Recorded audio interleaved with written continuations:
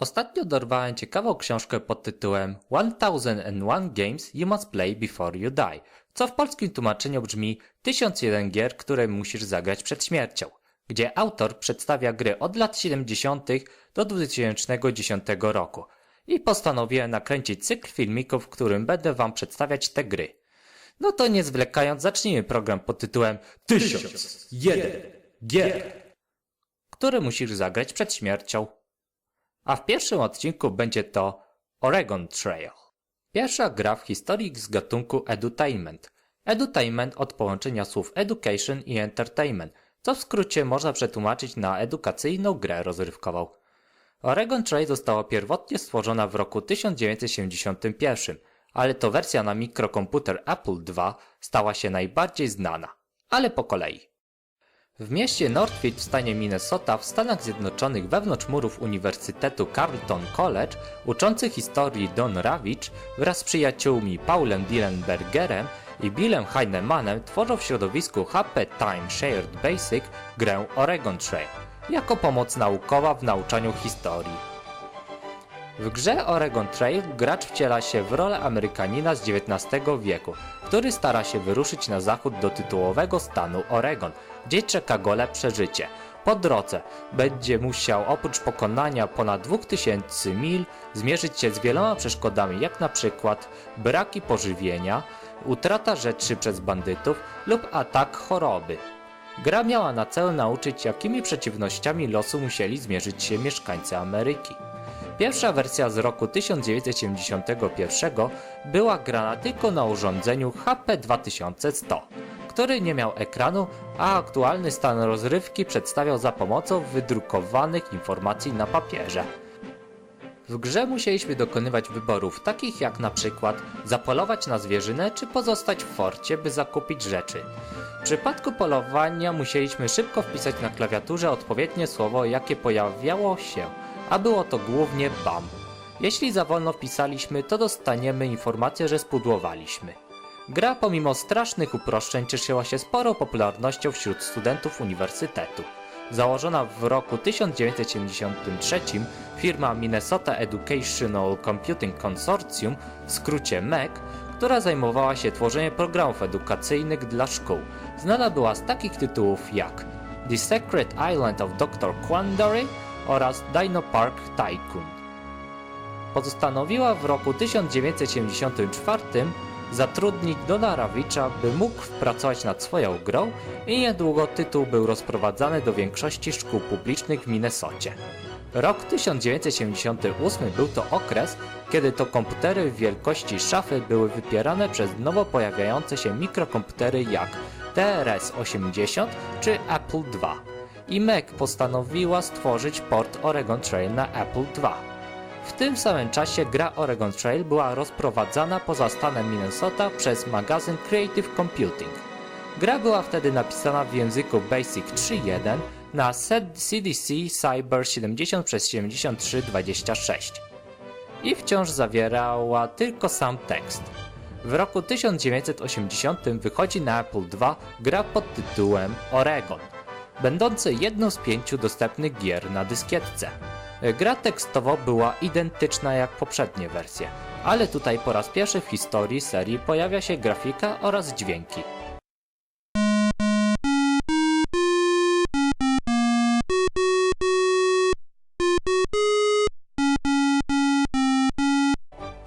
Następuje zmiana w polowaniu. Tutaj nie będziemy wpisywać słów, ale klikać spację, by strzelić. Wymaga to przede wszystkim wyczucia oraz szczęścia. Ale ta wersja to dopiero rozgrzewka przed tym, co ma dopiero nadejść. I tak, w roku 1985 nadchodzi Oregon Trail na Apple II. Na ekranie tytułowym możemy po wybraniu drugiej opcji dowiedzieć się o grze i jego zasadach. Trzecia opcja daje nam podgląd na 10 najlepszych wyników w grze, a czwarta opcja wyłącza dźwięk. Po wybraniu pierwszej opcji będziemy mieli do wyboru, jaką postacią chcemy zagrać, czy to bankierem, cieślą albo farmerem. Różnica jest taka, że bankier na początku otrzymuje najwięcej pieniędzy, ale po dotarciu do celu dostaje najmniej punktów, a farmer wręcz przeciwnie, a stolarz jest pośrodku. Po wybraniu postaci nadchodzi czas, by nadać imiona naszej grupy. Jako że ta gra była stworzona dla szkół podstawowych, to dzieci wykorzystali każdą okazję, by się po prostu pośmiać, nazywając różnie swoje postacie. Następnie musimy się zdecydować, kiedy chcemy wyruszyć. Ta decyzja będzie miała kluczowe znaczenie w podróży. I tak, dla przykładu, jak wyruszymy za wcześnie, to zabraknie świeżej trawy dla wołów. A jeśli wyruszymy za późno, to złapie nas zima. Najpierw jesteśmy przekierowani do Independence City, gdzie właściciel sklepu Matt doradza nam, co powinniśmy kupić. Możemy od niego kupić woły do ciągnięcia wozu, jedzenie, amunicję do strzelby, ubrania na zmieniającą się pogodę oraz części zapasowe do wozu. Zanim zaczniemy, będziemy mieć przyjemność posłuchać dźwiękowej aranżacji amerykańskiej piosenki Yankee Doodle.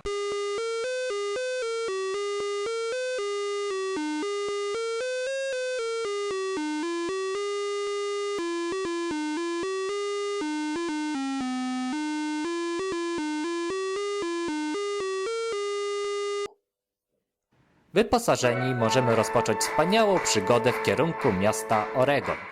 Cóż może złego się stać po drodze?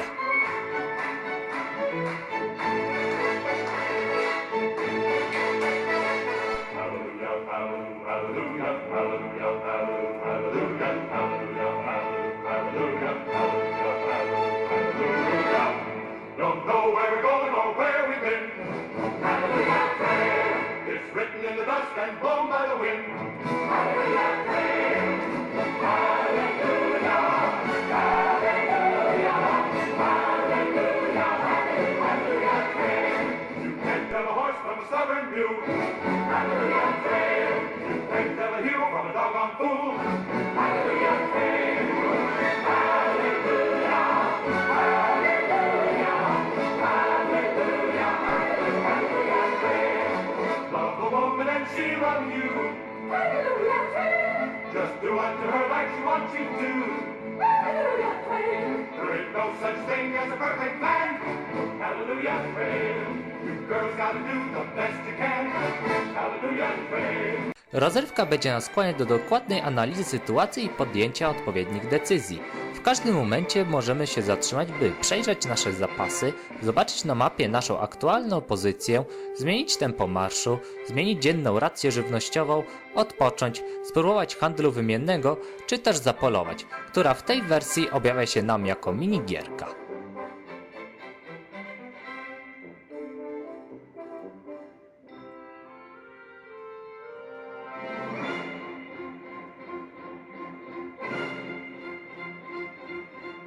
Gdy dojdziemy do punktów takich jak rzeka czy fort, będziemy mieli też opcję porozmawiania z ludźmi, którzy powiedzą parę ciekawostek, albo w przypadku fortów dokupić rzeczy. Ale uwaga, im bliżej celu, tym ceny są droższe. Gdy dojdziemy do rzeki, będziemy musieli podjąć decyzję, jak się przez nią przeprawić. Czy postanowimy po prostu przez nią przejść, uszczelnić nasz wóz i spróbować przepłynąć na drugą stronę, czy po prostu skorzystamy z promu.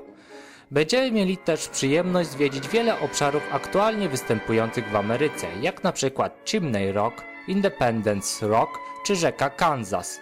W grze muzyczka występuje tylko w punktach postoju i w przypadku śmierci. Gdy wszyscy nasi członkowie umrą, to gra kończy się wystawieniem nagrobku oraz możliwością dopisania epitafium, które z kolei przyczyniło się do dalszych śmiesznych tekstów.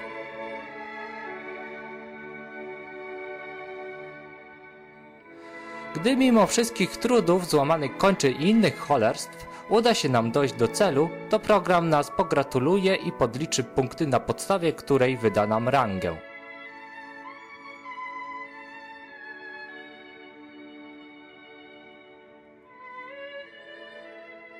Gra, którą coraz więcej szkół używała do zajęć lekcyjnych, doczekała się spektakularnego sukcesu.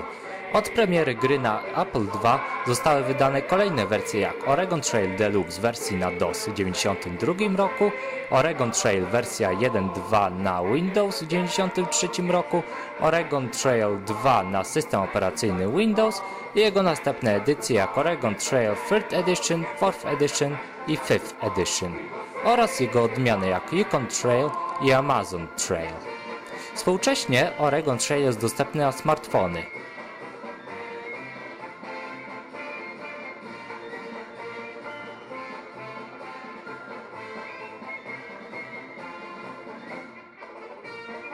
oraz powstają różne wariacje jak Tool Trail, gdzie mamy dojechać na festiwal muzyczny, czy Oregon Trail, gdzie musimy przetrwać w świecie opanowanym przez zombie. Do dzisiaj gier z serii Oregon Trail sprzedało się w nakładzie ponad 65 milionów sztuk, co stanowi najlepiej sprzedającą się grą z gatunku edutainment w historii.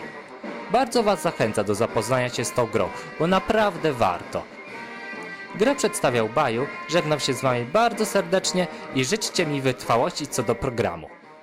Aha, i jeszcze jedna wiadomość. Jakby ktoś chciał pograć grę w wersji jak najbardziej zbliżoną do oryginału z roku 1971, to jest to możliwe dzięki Jimiemu Marerowi, który wraz z przyjaciółmi odkryli kod programu datowanego na 27 marzec 1975 rok.